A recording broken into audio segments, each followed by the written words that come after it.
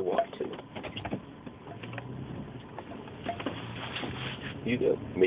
Maybe I want to get out and walk. Yeah, there's a car behind me. Instead, I want to go home in this particular state, This point, driving. Maybe the idea is you don't need to drive. But you certainly don't need to drive very fast. Given that.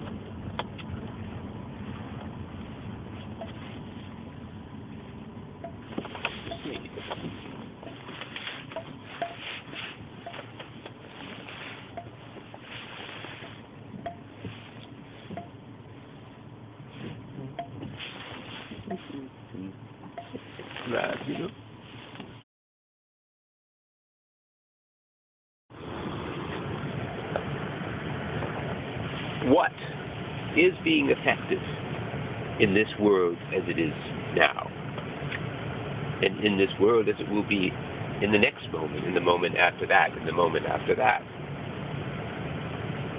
And for you, in the particular place you are, and in the particular moment, how the place and the time and the people around you and the situation and what has just happened and what might happen, how do these all come together for you? How's that unique moment? Is the choice to learn the other way, the way of the future, no matter whether we feel it is right or not, so that we are not irrelevant.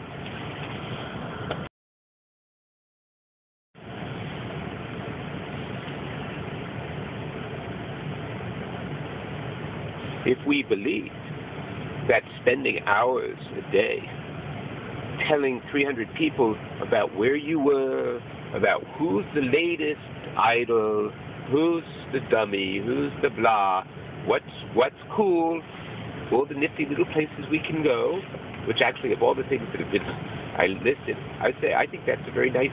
There are wonderful things that can be shared on Facebook. It's just that that's not, in general, the majority of it.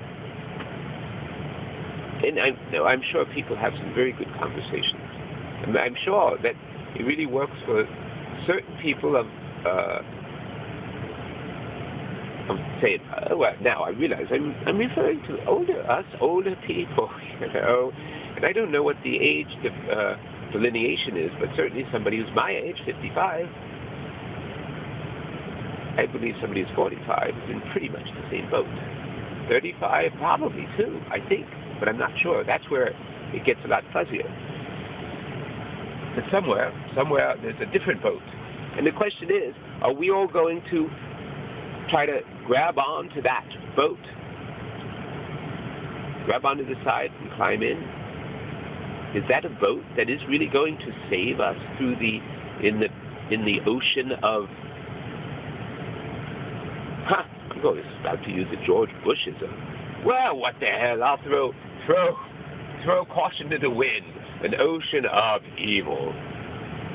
And by evil, I mean the things that tend to wear us down, that tend to put divisions between people, that make negatives out of positives.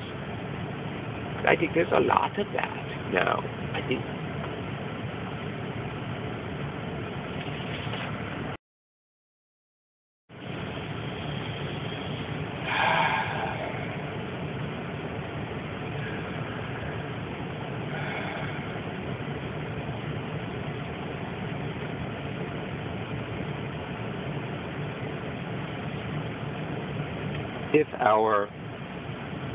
if the decision-making processes become increasingly machine-based, well, as they will.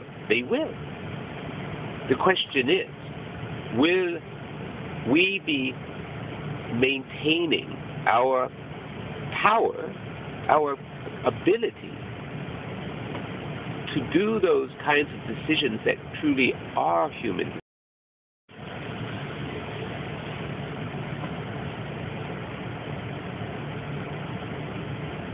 Maintaining a narrative. I think it's a conservative thing to do. And as such, in that sense of the word, I am a conservative. I want to maintain a narrative of things that make sense instead of allowing myself to be pulled apart by the inevitability of a future that is just outside of our ability to influence.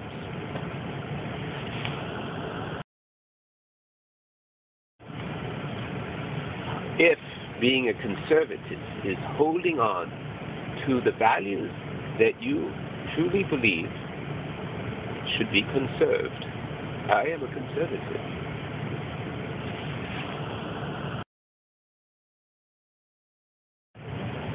And one of the values that I believe I would share with the people at the Heritage Foundation, Irving Kristol's ghost, or spirit, I should say. I want to be respectful of that, even though I'm sure I disagree with so many things that he said. But I think that the point is that underneath, conservatives and liberals are only torn asunder by the focus on the superficial. We have to start going deeper instead of allowing ourselves to be torn apart by the people who benefit from tearing us apart.